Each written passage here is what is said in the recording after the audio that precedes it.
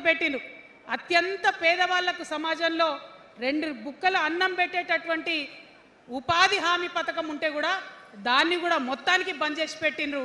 అయినా కూడా ఈ బీజేపీ బానిస ఎంపీలు ఒక్క మాట కూడా మాట్లాడరు, కనీసం పెదవులు తెరవరు.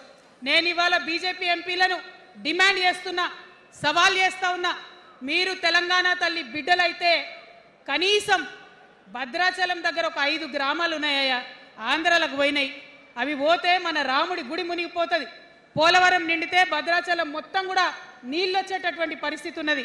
మీకేమన్నా సిగ్గు ఎగ్గు ఉంటే తెలంగాణ తల్లి బిడ్డలైతే 8 మంది బీజేపీ తెలంగాణ ఎంపీలను ఛాలెంజ్ చేసి అడుగుతా ఉన్నా, ఆ 5 గ్రామాలను మీరు వాపస్ తెలంగాణకు పట్టుకరండి.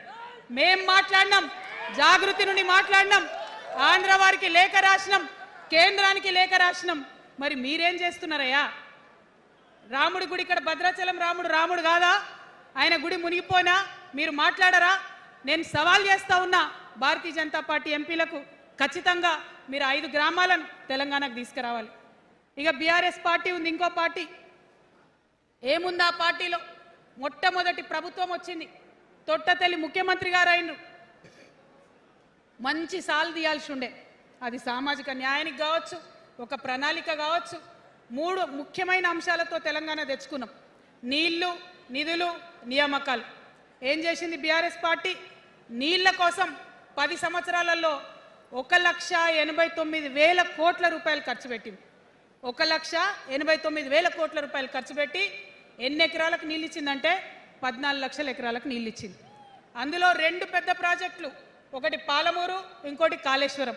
ఆ రెండిటికి కలిపి 1,21,000 రూపాయలు ఖర్చు పెట్టింది. ఎన్నిటికి నీళ్ళు ఇచ్చిరాయా? ఎన్ని ఎకరాలకంటే 1,00,000 ఎకరాలకు నీళ్ళు ఇచ్చిరు. ఈ మాట బాధతో చెప్తున్నా. నేను కూడా బీఆర్ఎస్ అప్పుడున్న టీఆర్ఎస్కి నేను కూడా నా రక్తాన్ని, నా చెమటని, నా సమయాన్ని కుటుంబంతో పిల్లలతో గడపాల్సిన టైంలో టీఆర్ఎస్ పార్టీ బలోపేతానికి పనిచేసిన వ్యక్తినే నేను కూడా. ఆనాటి కేసీఆర్ వేరు, ఇప్పటి కేసీఆర్ వేరు. ఆనాటి కేసీఆర్కి తెలంగాణలో చేనేత కార్మికులు చచ్చిపోతుంటే భిక్షాటన చేసిన కేసీఆర్ ఆనాటి కేసీఆర్. ఇయాలటి కేసీఆర్ మారిన మనిషి, మనిషి, మన మనిషి కాదు. ఏమైంది ఇయాలటి కేసీఆర్కి? హైడ్రాల ఇల్లు కూలిపోతుంటే అరుస్తున్నారు, అన్నా ఎక్కడున్నావు రా. వచ్చిండ్రా? రాలే. వెలుగుమట్ల ఇల్లు కూలితే వచ్చిండ్రా? రైతులకు వర్ష బీభత్సమయ్యి మొత్తం పొలాలు మునిగిపోతే వచ్చిండ్రా? చేవెళ్ళ దగ్గర బస్ యాక్సిడెంట్ అయితే వచ్చిండ్రా? ఎక్కడ చిన్న కష్టం వచ్చినా ప్రజలకు ఆ సారు రారు, ఆ సారు రారు. ఎందుకంటే ఆయన మారిన మనిషి, మనిషి, గుంటనెక్కల తోడేళ్ల చేతిలో ఖైదీ అయినటువంటి మనిషి, మన మనిషి కాదు. బాధతో, దుఃఖంతో, ఆవేదనతో చెప్తున్న మాట, సంతోషంతో చెప్తలేని ఈ మాట నేను. అట్లాంటి కేసీఆర్ ఎట్లా ఉండే ఒకప్పుడు? అదే ఆర్డీఎస్ అంతా పాదయాత్ర చేసి నా తెలంగాణకు నీళ్లు కావాలని అడిగినారు. ఇవాళ మరి 10 ఏళ్ళ అధికారం ఉంటే పాలమూరు రంగారెడ్డి ప్రాజెక్టు కోసం 10 ఏళ్లలో ముందుకు పోతలేదంటే, ఎవరన్నా తెలంగాణ పట్ల ప్రేమ ఉంటే, పాలమూరు పట్ల ప్రేమ ఉంటే, కృష్ణా నీళ్లు వాడుకోవాలంటే మన కేసీఆర్ అయ్యుంటే ఆ పాలమూరు రంగారెడ్డి ప్రాజెక్ట్ కాడ కూర్చేసుకొని అది కట్టిస్తుండే. ఏం చేసినారు మారిన కేసీఆర్ గారు? పంజాబ్కి పోయినరు, గుజరాత్కి పోయినరు, బీహార్కి పోయినరు.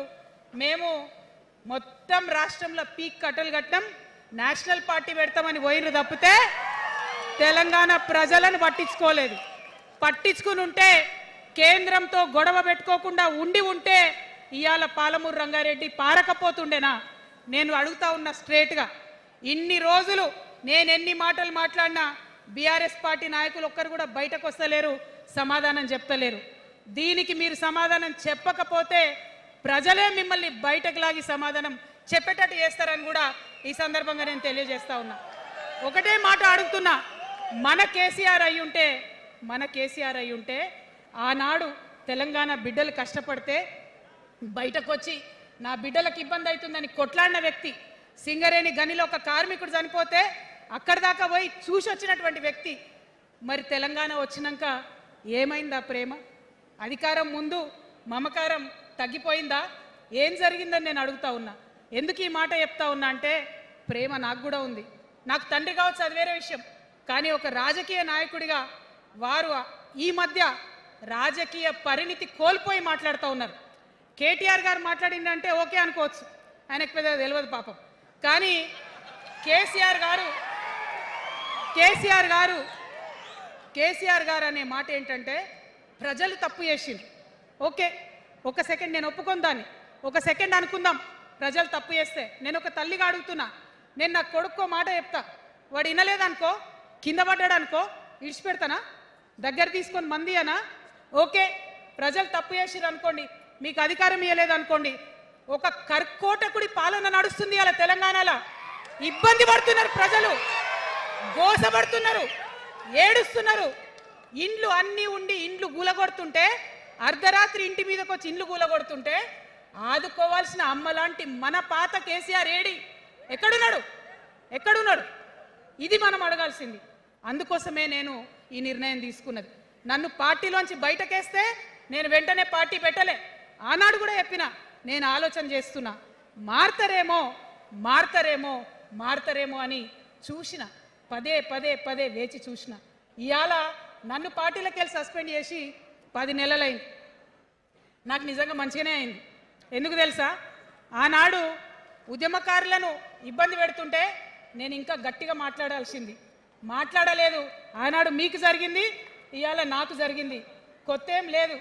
కేసీఆర్ కోసం, టీఆర్ఎస్ పార్టీ కోసం, ఆనాడు తెలంగాణ ఉద్యమం కోసం ఇండ్లు అమ్ముకొని, భూములు అమ్ముకొని, ప్రతి ఊర్లో టీఆర్ఎస్ కండువా వేసుకొని పోరాటం చేసినటువంటి కార్యకర్తలు ఎక్కడున్నారు ఇవాళ?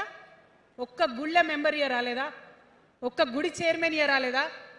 తెలంగాణను వ్యతిరేకించి ఉద్యమాన్ని తొక్కిపట్టి మన మీద లాఠీలు పెట్టి కొట్టినటువంటి వాళ్ళకు తీసుకొచ్చి ఎమ్మెల్యే సీట్లు ఇచ్చి వాళ్ళ అనుచరులు వచ్చి మిడతల దండలాగా మన కార్యకర్తల మీద పడితే తల్లి కోడి కాపాడుకున్నట్టు పిల్లల్ని కాపాడుకోవాల్సిన మన కేసీఆర్ ఏడబోయింది. వచ్చిందా ఎవరికన్నా పదవులు? ప్రతి సంవత్సరం రాష్ట్రం మొత్తంలో పోస్టులు నింపితే 6,000 పైచీలకు నామినేటెడ్ పోస్టులు వస్తాయి తెలుసా? అంటే 10 ఏళ్లలో 2 ఏళ్లకోసారి నామినేటెడ్ పోస్టులు వేసినా ఒక 30,000 మందికి దాదాపుగా ఏదో ఒక గౌరవం. ఏం కావాలి మనకు ఉద్యమకారులకు చెప్పండి? ఏం కావాలి? కండువా వేసుకొని పిచ్చోళ్ళ లెక్క తిరిగినందుకు, మన ఇంటోళ్ళని ఇడిచిపెట్టి తిరిగినందుకు ఇంత మర్యాద కావాలి. మా సార్ నన్ను గుర్తుపట్టిండా, మా పార్టీ నన్ను గుర్తుపట్టింది, నాకేదో చిన్న పదవి ఇచ్చిరని చెప్పుకుంటే ఒక మర్యాద ఉంటుంది. వచ్చిందా మనకు ఆ మర్యాద? ఎక్కడన్నా వచ్చిందా? ఆనాడు అవహేళన చేసిర్రు, పార్టీలకు వచ్చి మళ్ళీ అవహేళన చేసిండ్రు. అంటే ఎప్పుడైతే అధికారం వచ్చిందో అప్పుడు అమ్మతనం పోయింది, ఎప్పుడైతే అధికారం వచ్చిందో అప్పుడు మమకారం పోయింది. అందుకే అంటున్నా, ఆయన మన కేసీఆర్ కాదు, మారిన కేసీఆర్, మరబొమ్మ లాంటి కేసీఆర్. కాబట్టే ఇవాళ నేను నిలబడి యుద్ధం చేస్తా ఉన్నా. ఈ గడ్డకు ఈ తెలంగాణ రాష్ట్రానికి ప్రాణాలు అడ్డం పెట్టుకొని మన ప్రజలను కాపాడాల్సినటువంటి వ్యక్తులు కావాలి, అటువంటి సైన్యం కావాలి. సైన్యం అయిదామా? సిద్ధంగా ఉన్నారా? ఎట్లయితే ఉద్యమం అప్పుడు కడుపు కట్టుకొని కాలు కట్టుకొని పనిచేసినామో ఇప్పుడు అట్లా పనిచేయాల్సినటువంటి అవసరం ఉన్నది. ఇవాళ ఒక్క పాలమూరు రంగారెడ్డి కాదు, కాళేశ్వరంలో జరిగినటువంటి అవినీతి. ఒక మాట ఆలోచించాలి. మన కేసీఆర్ అయితే ఏమన్నాడు అప్పుడు ఉద్యమంలో? నా బిడ్డ కానీ నా కొడుకు కానీ తప్పు చేస్తే తీసి పారేస్తా పార్టీలోకి వెళ్ళన్నారు. ఇవాళ నేనేం చేసిందే మీకు తెలియదా? నేనేం చేసినా కాళేశ్వరంలో అవినీతి జరిగిందన్నమాట చెప్పిన. అంటే అవినీతి జరిగిందని చెప్పిన నన్ను బయటేసి అవినీతి చేసిన పందికొక్కుల్ని పక్కన కూర్చోబెట్టుకున్నారు చూడు. అది మన కేసీఆర్ కాదు. ఆత్మలేని మరబొమ్మ ఇప్పుడున్న కేసీఆర్. మన కేసీఆర్ కాదు. మన కేసీఆర్ అయితే కళ్ళెత్తి చూసే ధైర్యం ఉండకుంటుండే, కాళ్ళు మొక్కేటటువంటి తత్వం ఉంటుండే. ఇవాళ అది మన కేసీఆర్ కాదు. కాబట్టే ఎదురుగా నిలబడి కొట్లాడుతా. నాతో కలిసి వస్తారా? సిద్ధమేనా? ఇవాళ బీఆర్ఎస్ పార్టీ చేస్తున్నటువంటి అనేక తప్పులు, అనేక అంశాలు ఉన్నాయి. ఒకటి కాదు, రెండు కాదు. ఇది ప్రారంభం మాత్రమే. మొదలు పెట్టినాం, జస్ట్ ఇల్లలికినాం. In front there is crocodiles festival. తర్వాత చాలా చెప్పేది ఉంది, అప్పుడు చెప్దాం. ఇప్పుడు ఏం జరుగుతుంది ఈ రాష్ట్రంలో? ఒక కర్కోటకుడు ఆయన పరిపాలన జరుగుతుంది. బాధ అనిపిస్తుంది ఒక పొలిటికల్ లీడర్ని కర్కోటకుడు అనాలంటే. కానీ అనక తప్పని పరిస్థితి.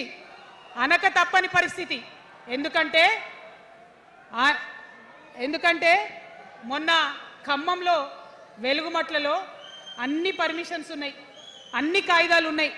అర్ధరాత్రి పోయి ఇల్లు కూలగొడితే ఒక నిండు గర్భిణి టెన్షన్తోని అబార్షన్ అయిపోతే ఆ తండ్రి ఏడ్చిన ఏడ్పులు, ఆ తండ్రి రోదన ఇంకా కూడా ఈ చెవులకు వినబడుతుంది. కాబట్టి ఇప్పుడున్న సీఎంని కర్కోటకుడనే అంట, హిట్లర్ అనే అంట. 2 నెలల చిన్న పాప పసికందు కుమ్మెర గ్రామంలో చచ్చిపోతే ఇప్పటి వరకు కూడా కేసు పెడతలేరు. హోంమంత్రి కూడా ముఖ్యమంత్రే, ఆయనకు తీరిక లేదు పాపం. చిన్న పసికందు చచ్చిపోతే ఇప్పటి వరకు కేసు పెడతలేరు. అందుకే అంటున్నా, కర్కోటకుడైనటువంటి సీఎం పరిపాలనలో ఉన్నాం. ఖచ్చితంగా కొట్లాడాల్సిందే. మనం ఏదైతే గురుకులాలు ఉన్నాయో వాటిలో విషం పెట్టి పిల్లల్ని చంపుతా ఉన్నారు. అయినా సరే విద్యాశాఖ మంత్రిగా ఉన్న సీఎం మాట్లాడతలేడు. అందుకే కర్కోటకుడు అంటా ఉన్నాం, అందుకే హిట్లర్ అంటా ఉన్నాం. కర్ల రాజేష్ అనేటటువంటి దళిత యువకుడు కస్టడీలో చచ్చిపోతే ఇప్పటి వరకు కూడా దానికి బాధ్యులైన పోలీసులను ఏం చర్యలు తీసుకోలేదు వాళ్ళ మీద. అందుకే కర్కోటకుడు అంటా ఉన్నాం, అందుకే హిట్లర్ అంటా ఉన్నాం. పిడికిలి బిగించి ఇప్పుడున్నటువంటి రాక్షస కాంగ్రెస్ పైన ఖచ్చితంగా కొట్లాడతాం, అందరికన్నా ఎక్కువ కొట్లాడతాం. ఇప్పుడు మనమే ప్రధాన ప్రతిపక్షం అవుతాం, 2 ఏళ్ల తర్వాత మనమే అధికార పక్షం అవుతాం. ఖచ్చితంగా అధికారంలోకి వస్తాం. ఎందుకోసం వస్తాం అంటే నేను ఒక మాట చెప్పాలి. అందరినీ మనం మాటలు అంటున్నాం కదా, we are opposing everybody, we are criticizing everybody.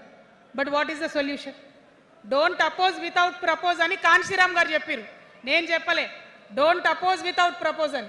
So నేను కొన్ని ప్రపోజల్స్ తెలంగాణ ప్రజల ముందు పెట్టాలనుకుంటున్నా. నేను ఈ 3 పార్టీలు అధర్మంతో నిండిపోయినాయి, అవినీతితో నిండిపోయినాయి, బంధుప్రీతితో నిండిపోయినాయి, కుటుంబ అవినీతి పరిపాలనతో నిండిపోయినాయి. కాబట్టి నేను ఒక ప్రపోజల్ చెప్తున్నా. ఈ 3 పార్టీల మీద ఆనాడు భగవంతుడు శ్రీకృష్ణుడు చెప్పినట్టు పాంచజన్యం, ఆయన శంఖం పేరు, యుద్ధంకి ముందు పాంచజన్యం ఎట్లయితే పూరిస్తారో మనం కూడా పాంచజన్యం పూరిద్దాం. ఒక 5 అంశాలను ప్రధానంగా తీసుకుందాం. ఆ 5 అంశాల కోసం ఇప్పుడు కొట్లాడదాం. రేపు ప్రభుత్వంలోకి వచ్చిన తర్వాత మన ప్రజలకు ఇద్దాం. ఏం అంశాలు అవి? మొట్టమొదటిది విద్య. ఇవాళ గవర్నమెంట్ స్కూల్స్ అంటే ఆనాడు కేసీఆర్ గారు స్కూల్ బంద్ చేసుకుంటూ వచ్చారు, అదే రేవంత్ రెడ్డి గారు కొనసాగిస్తున్నారు. ఎక్కడా కూడా ప్రభుత్వ పాఠశాలలలో వసతులు లేవు. వాష్రూమ్ ఉండదు, వాచ్మెన్ ఉండడు, అటెండర్ ఉండడు, పిల్లలే పోయి బెల్లు కొట్టుకోవాలి, పిల్లలే పోయి బాత్రూమ్లు కడుక్కోవాలి, మంచినీళ్ళు ఉండవు, భయంకరమైన పరిస్థితి ఉంది. నేనేమంటా అంటే గుడిని ఎంత పవిత్రంగా చూస్తామో బడిని కూడా అంతే పవిత్రంగా చూడాలి. గుడిని ఎంత పవిత్రంగా చూస్తామో బడిని అంత పవిత్రంగా చూడాలి. కాబట్టి నేను ఒక మాట అంటున్నా, ప్రతి ఊర్లో ఒక బడి ఉండాలి, ప్రతి తరగతికి ఒక టీచర్ ఉండాలి. ప్రతి ఊర్లో ఒక బడి ఉండాలి, ప్రతి తరగతిలో ఒక టీచర్ ఉండాలి. ఖచ్చితంగా అట్లా జరిగినట్టయితే ప్రభుత్వ పాఠశాలలు మంచిగా అవుతాయి. మరి నా పేద మధ్యతరగతి ఆడబిడ్డలు, మా అక్కలు అమ్మలు అనుకుంటున్నారు, అక్క మరి ఆల్రెడీ మా పిల్లలు ప్రైవేట్ స్కూళ్ళలో చదువుతున్నారు, వాళ్ళ సంగతి ఏందని. నేను మాట ఇస్తా ఉన్నా, ఇవాళ మన ప్రభుత్వం వస్తుంది, ఖచ్చితంగా వస్తుంది. ఎందుకంటే ప్రభుత్వంలో వచ్చేది మీ అమ్మ కాబట్టి అమ్మ జేబు చూడదు, కడుపు చూస్తుంది.